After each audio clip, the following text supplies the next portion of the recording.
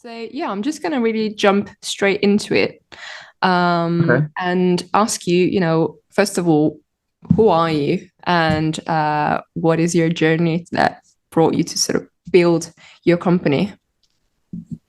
So my name's Harvey. I'm a co-founder of Floom Creative, which is a sustainable and ethical brand marketing agency.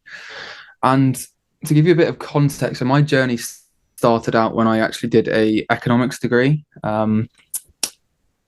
Got into the world of finance, got quite far in some internships, and realized that a career really wasn't career in finance wasn't something that I was interested in. So after I finished uni, I actually did a ski season. COVID obviously brought us all back. And then I wanted to start a fitness and review platform. And then after that, I kind of upskilled in marketing. It was all self-taught from YouTube, learn SEO, learn web development, learn some design skills, and then kind of offered my services to other fitness businesses for free to kind of learn and provide value.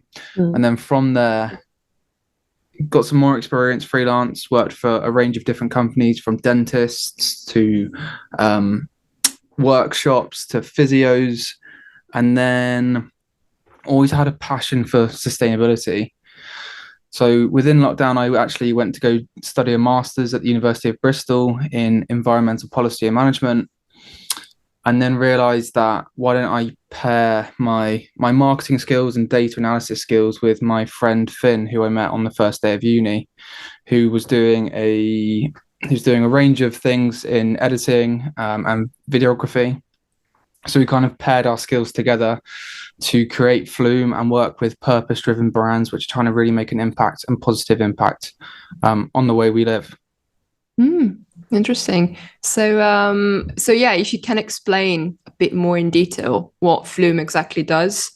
Okay, so essentially, we are sustainable storytellers, and we help sustainable and ethical brands tell their story through visual campaigns and digital tools, and then get those stories to the right people through marketing, whether that's Facebook advertising or Google.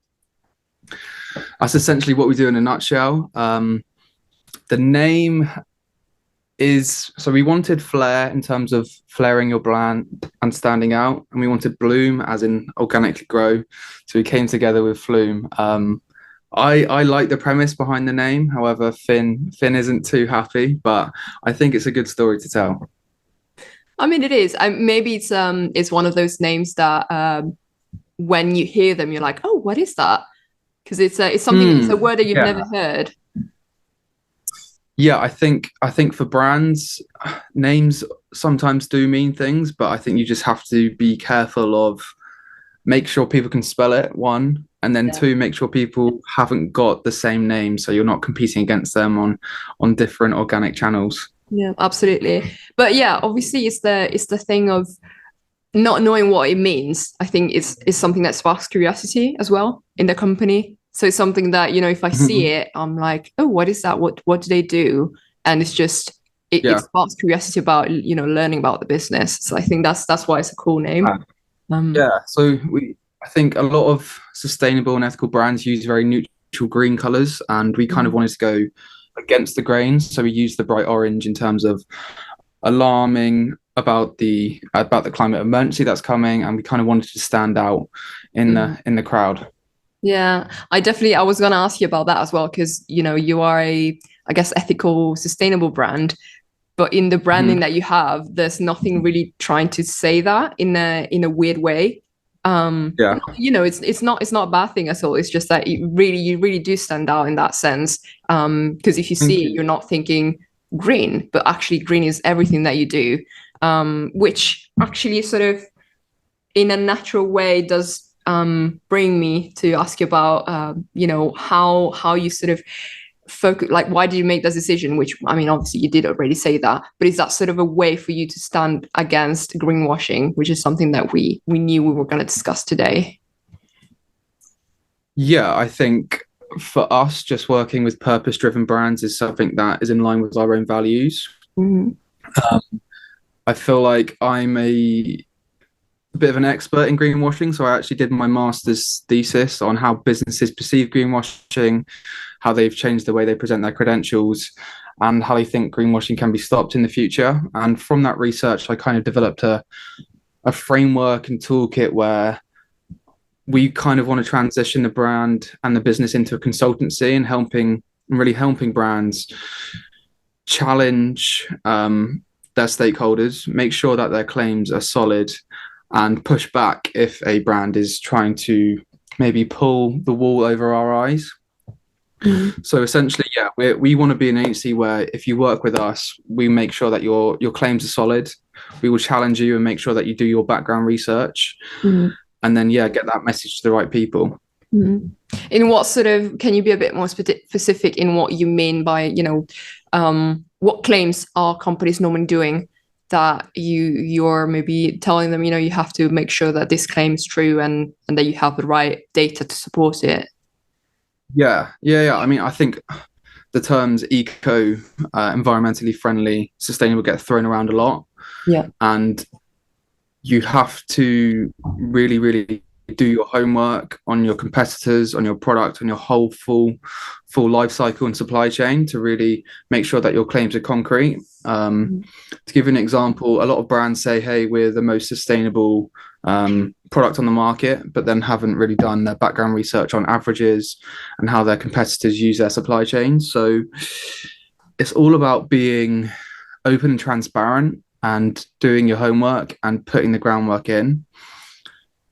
But then again, there are competitors and brands out there that are trying to just say green things and say green claims to kind of compensate for their lack of action and planning. Yeah, absolutely. And how do you as a company address that for yourself? So because your claim is we are sustainable branding company, why are you sustainable? Yeah. So I think for a digital first business, we actually have quite a low impact environment. I think for me and Finn at the moment, we work with a few freelancers. We're quite a lean company. Our impact is very minimal, but we make sure that we have policies and processes in place so we can do as much as we possibly can. So for example, we offset our carbon emissions. I know that isn't the silver bullet, but it's part of a solution. Percentage of our revenue goes towards investing in carbon reduction technologies through Stripe. We are a member of Clean Creatives, where we have signed up to ensure that we don't work with any fossil fuel or companies which are damaging or harming the environment. We've actually just started our B Corp journey, and for a small business, it's really, really important to get your policies and your values embedded into what you do as a foundation. We are also Albert Sustainable Production and Editorial trained, so ensuring all of our shoots, our edits are as planet conscious as possible.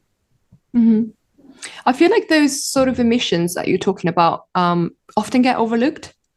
Is that something that you've experienced? So when we're talking about climate change and emissions, the emissions that come from things like branding and marketing is not really discussed.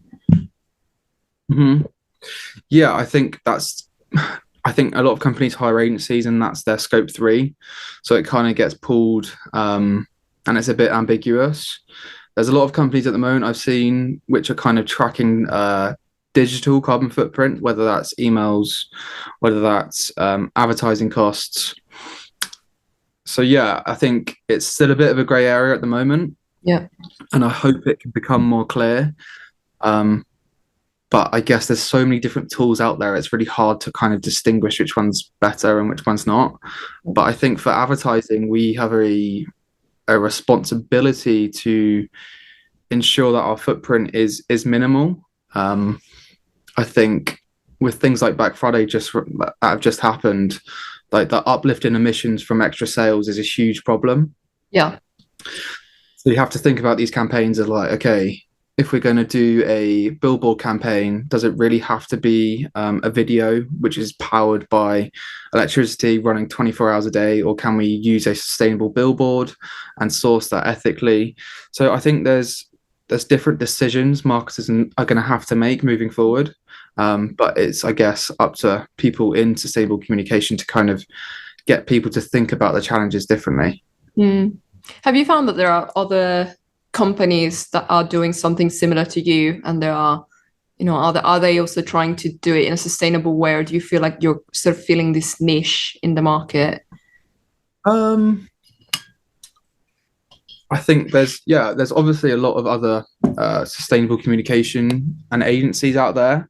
I think a lot of companies are doing amazing work, and everyone's really happy to collaborate and praise. It doesn't feel like everyone's really competing. I feel there's some agencies potentially just jumping on the bandwagon, and that's where I feel like setting our credentials and values there within B Corp and within the education and the master's education I did for 2 years learning about the topic, I feel can hopefully set us apart in the long run. That's interesting. And what do you think is the sort of thing that differentiates you the most as a company from other branding companies?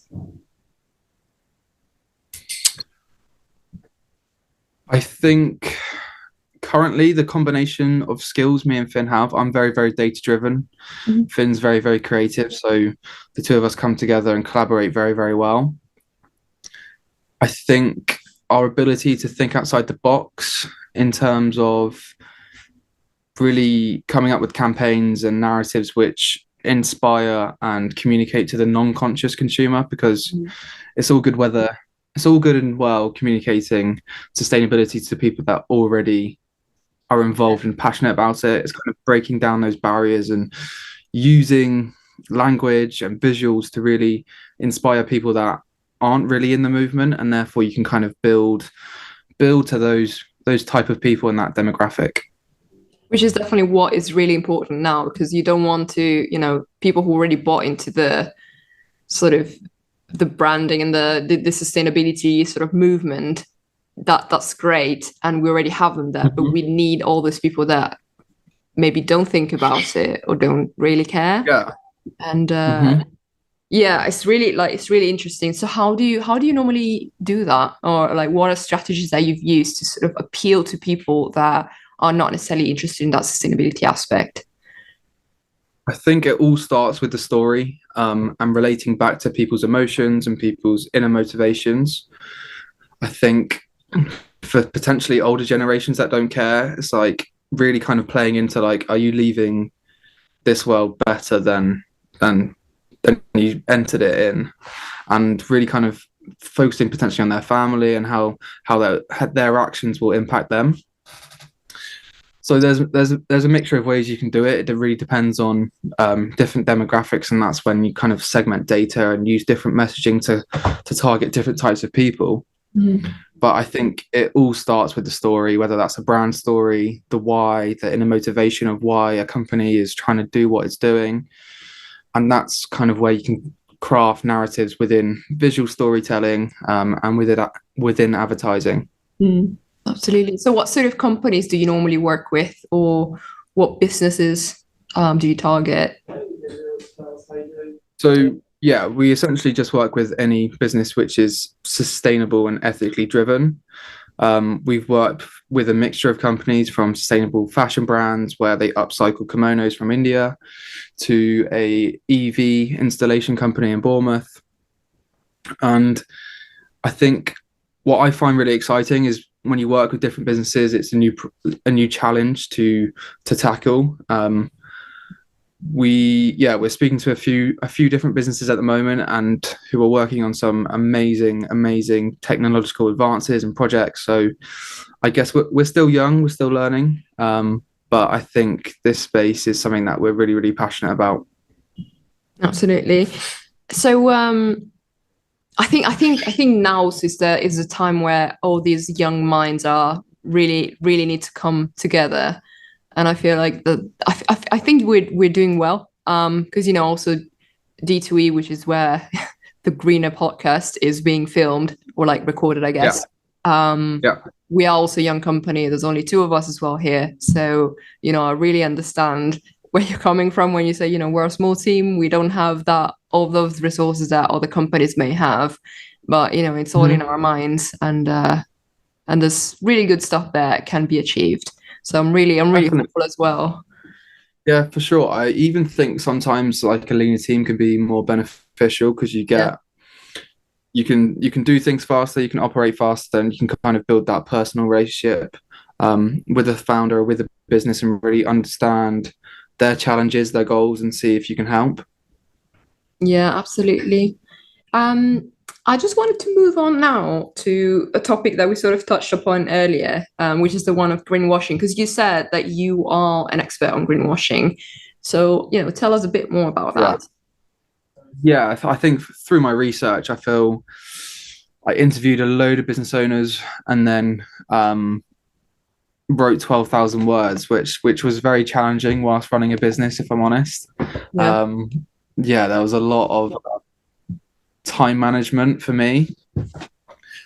But yeah, I think greenwashing is an endemic where it's really stopping real change from happening. And it's making companies say things and not actually putting plans into action.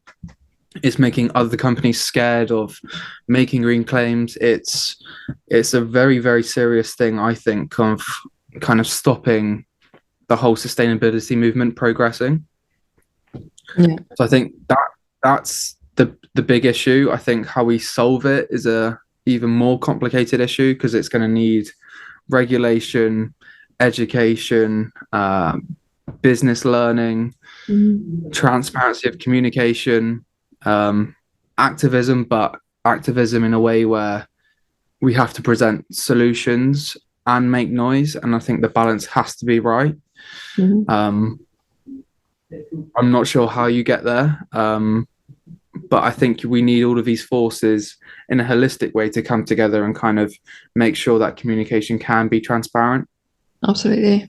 Do you think, when it comes to greenwashing, sometimes it's brands making claims that are not actually, supported by data. It's just like sort of, I Yeah, use that throwing a word out there. Um, yeah, but sometimes, I feel like there's often that, I guess, niche of greenwashing where brands may have a label that supports, says, we're green because we do this, hmm, but the label itself doesn't really mean anything. So, there's it's so hard to get a let me think. So there's the sustainable fishery sort of label, and it's a label that you actually hmm, pay for. And it's really hard to actually make sure that the fish the fish being caught sustainably is actually caught sustainably. So is that hmm. sort of what you experience as well with marketing and branding in terms of greenwashing? Is are there labels that people are using to say, we are sustainable, but actually we paid for it? Yeah, I mean, it's also a massive minefield where there's so many eco labels out there now. It's very, very hard to distinguish between what's good, what's bad, without doing masses of research into the processes of all of these third-party certifications. Uh, I think to solve that challenge, the third-party market and verification will have to be regulated, and that's whether maybe the government create their own department and their own certification. Mm. But currently, it's kind of yeah, the best ones will rise to the top, and I know B Corp have just reached 1,000 companies in the UK, and going through the process currently, Mm. I understand why it's growing so quickly because it really does make you think about your diversity in your workforce, your environmental impact, using business as a force for good. Mhm. But yeah, I think the third party certification market is becoming more diluted and more problematic the more labels there are. Yeah. We are also going through that same process of becoming B Corp, and learning about it. I've also learned that some people are actually sort of on the fence more, and they don't trust it that much because they think you're Mhm. paying for being a certified B Corp, um, Yeah, which also makes it in a way less. If you're buying basically the certification, how can it yeah, be truthful? Which is definitely something that I understand, but I still feel like there's always a cost for something for these things. But true. yeah, it's a very tricky topic, I feel. Yeah, I agree. I agree. I feel like the self selection bias is always going to be there. So like Yeah. the good, the good valued companies are always going to be the good value companies, and therefore they're going to choose that.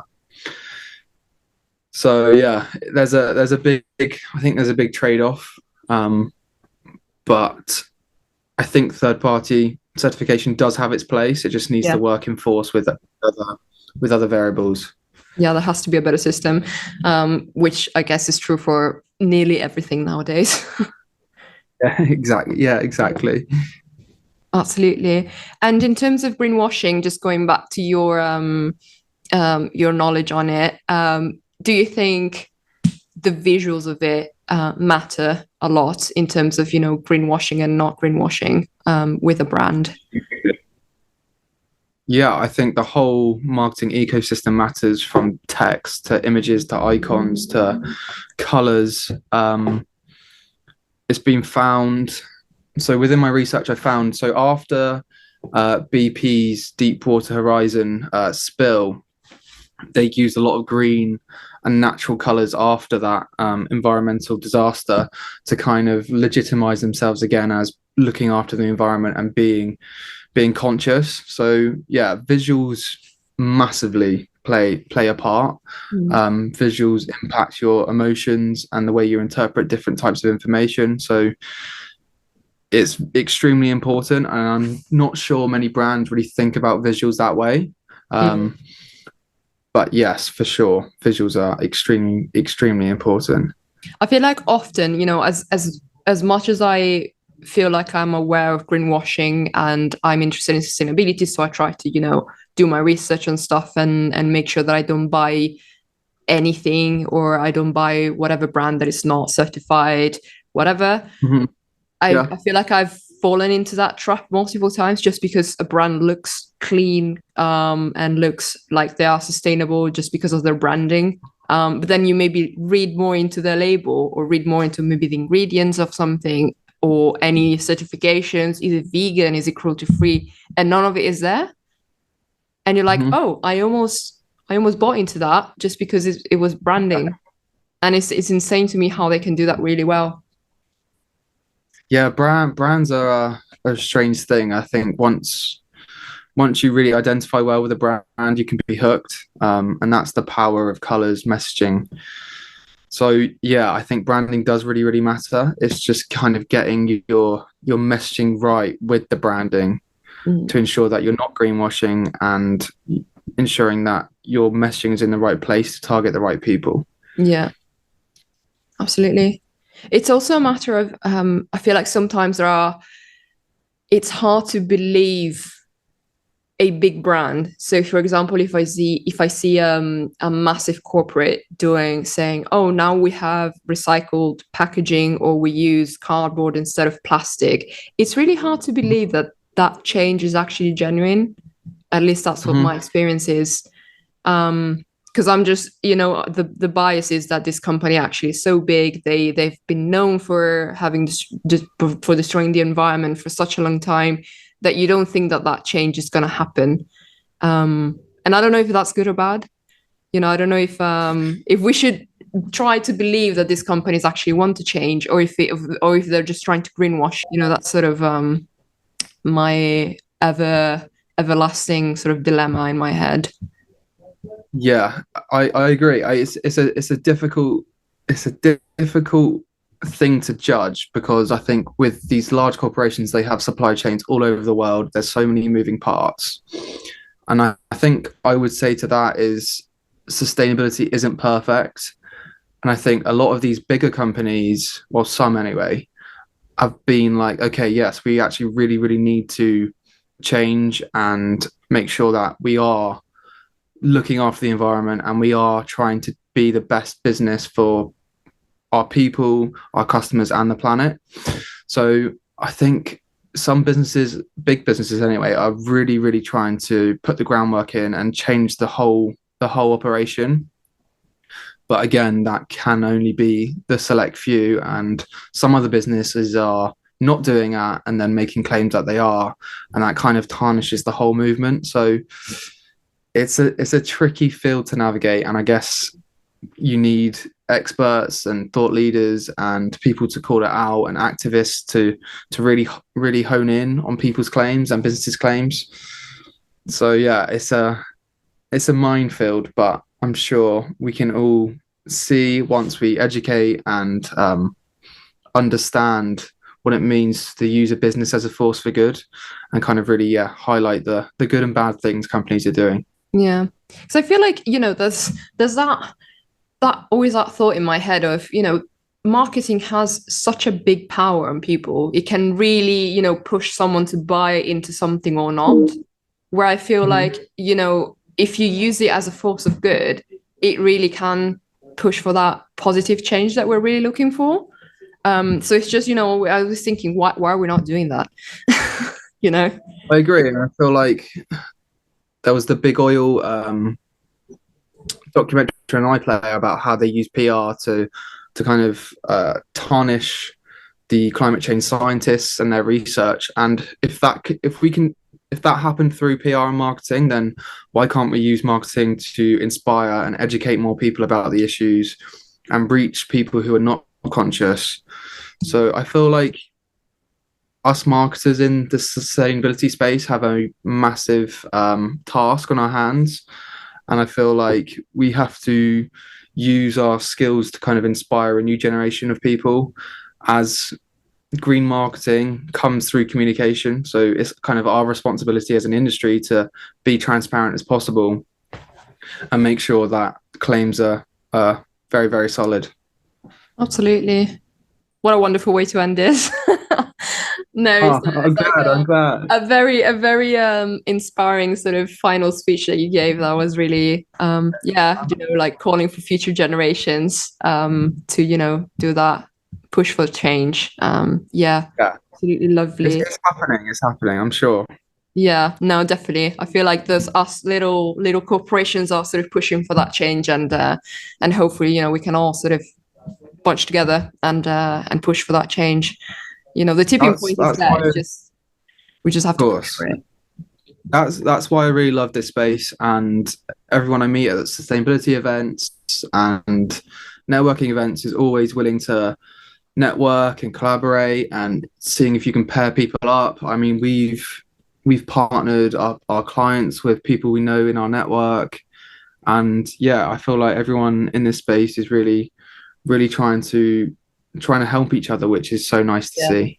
Yeah, I feel like there's less competition and more just compassion and trying to help each other, rather than being like, this is mine and I want to do this. It's more like, oh, look, you can do this, and this person is probably very good to do this. This is wonderful to sort of see. It's quite refreshing, I think. But yeah, thank you very much. It was lovely having you here. Thank you for inviting me on. Really enjoyed it.